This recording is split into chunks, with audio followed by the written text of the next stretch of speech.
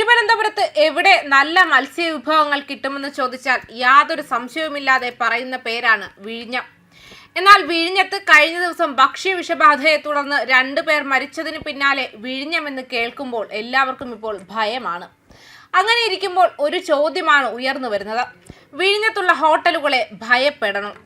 തീർച്ചയായും വേണമെന്ന് തന്നെ പറയാം. അവിടെ 14 ഹോട്ടലുകളിൽ 12 എണ്ണത്തിനും ഹെൽത്ത് വിഭാഗത്തിന്റെ അനുമതിയില്ല എന്ന വിവരങ്ങളാണ് ഇപ്പോൾ പുറത്തു വരുന്നത്.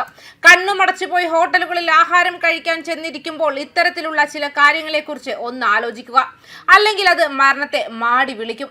ഇതൊരു തുടർക്കഥയായി മാറുകയാണ്. പല തവണ ഭക്ഷ്യവിഷബാധയെ തുടർന്നുള്ള നിരവധി വാർത്തകൾ തലസ്ഥാനത്ത് നിന്നും പുറത്തു വന്നിട്ടുണ്ട്. ആ സമയത്തൊക്കെ നടപടികൾ സ്വീകരിക്കുകയും തുടർന്നുള്ള നടപടികളിൽ ഉദ്യോഗസ്ഥർ കണ്ണടയ്ക്കുകയുമാണ് ചെയ്യുന്നതെന്നാണ് ജനങ്ങൾ അഭിപ്രായപ്പെടുന്നത്. നിലമേൽ സ്വദേശികൾ ഭക്ഷണം കഴിച്ച വിഴിഞ്ഞത്തെ അസ്മ ഹോട്ടൽ പ്രവർത്തിക്കുന്നത് അനധികൃതമായെന്ന കണ്ടെത്തലുകളാണ് ഇപ്പോൾ പുറത്തു വരുന്നത്. അനധികൃത ബിൽഡിംഗിലാണ് ഹോട്ടൽ പ്രവർത്തിക്കുന്നത്. ഹോട്ടലിന് നഗരസഭയുടെ ലൈസൻസ് ഇല്ല. ഇതിന്റെ പേരിൽ 2 തവണ നേരത്തെ നഗരസഭ നോട്ടീസ് നൽകിയിരുന്നു.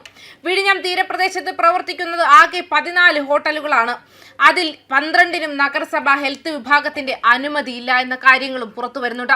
തമിഴ്നാട്ടിൽ നിന്നും വിഴിഞ്ഞത്ത് നിന്നുമാണ് ഇവിടെ മീൻ എത്തുന്നത്.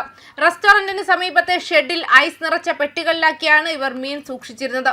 ഓൺലൈനിൽ 100 രൂപ അടച്ചാൽ ലഭിക്കുന്ന പ്രാഥമിക ഫുഡ് സേഫ്റ്റി രജിസ്ട്രേഷൻ മാത്രമായാണ് ഇവർക്ക് ആകെയുള്ളത്.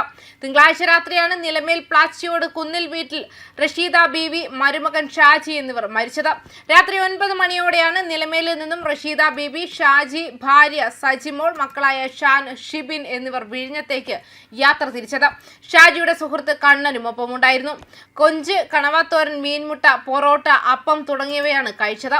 രാത്രി 1 മണിയോടെ തിരിച്ചുവരും വഴി റഷീദ ബീവിക്കാണ് ആദ്യം അസ്വസ്ഥത ഉണ്ടായത്. പിന്നാലെ ഷാജിക്കും ബുദ്ധിമുട്ടുകൾ അനുഭവപ്പെട്ടു. മെഡിക്കൽ കോളേജിൽ വെച്ചാണ് ഇരുവരുടെയും മരണം സംഭവിച്ചത്. റെസ്റ്റോറന്റിന്റെ 1ാം നിലയിൽ ഇവർ ഇരുന്ന് ഭക്ഷണം കഴിക്കുന്നതിന്റെ CCTV ദൃശ്യങ്ങൾ പോലീസ് ശേഖരിച്ചിട്ടുണ്ട്. അസ്മാക് ഹോട്ടലിൽ നിന്നും ആഹാരം കഴിച്ച തിരുവനന്തപുരം സ്വദേശികളായ 2 പേരെ കൂടി ശാരീരിക അസ്വസ്ഥതകളെ തുടർന്ന് ആശുപത്രിയിൽ പ്രവേശിപ്പിച്ചു. മരിച്ചവരുടെ പോസ്റ്റ്മോർട്ടം റിപ്പോർട്ടിൽ ഭക്ഷ്യവിഷബാധ സ്ഥിരീകരിക്കാൻ കഴിഞ്ഞിട്ടില്ല. സ്രവങ്ങൾ പത്തോളജി പരിശോധനയ്ക്ക് അയച്ചിരിക്കുകയാണ്. ഇതിന്റെ ഫലം വന്നാലേ യഥാർത്ഥ കാരണം കണ്ടെത്താനാകൂ. അതേസമയം മരണത്തെക്കുറിച്ച് ഇപ്പോൾ ചർച്ചകൾ നടക്കുന്നതിനാൽ കടൽ ഭക്ഷണവും നാരങ്ങാ വെള്ളവും ഒരുമിച്ച് കഴിച്ചതാകാം ഏറ്റവും മോശം അവസ്ഥയ്ക്ക് കാരണമാകുന്നത് പലരും നിഗമനത്തിലെത്തി. 2 വിഭവങ്ങളുടെയും ചേരുവകൾ കലർന്നാൽ മരണം സംഭവിക്കുമെന്ന് അഭ്യൂഹങ്ങൾ പരന്നു. എന്നിരുന്നാലും ഡോക്ടർമാരും വിദഗ്ധരും ഈ അഭ്യൂഹത്തെ തള്ളിക്കളഞ്ഞു. എഷെറിച്ചിയ കോളി, ഷിഗല്ല ബാക്ടീരിയകളാണ് പ്രധാനമായും ഭക്ഷ്യവിഷബാധയ്ക്ക് കാരണമാകുന്നത്. ബാക്ടീരിയ ഉത്പാദിപ്പിക്കുന്ന വിഷവസ്തുക്കൾ അപകടകരമാണ്.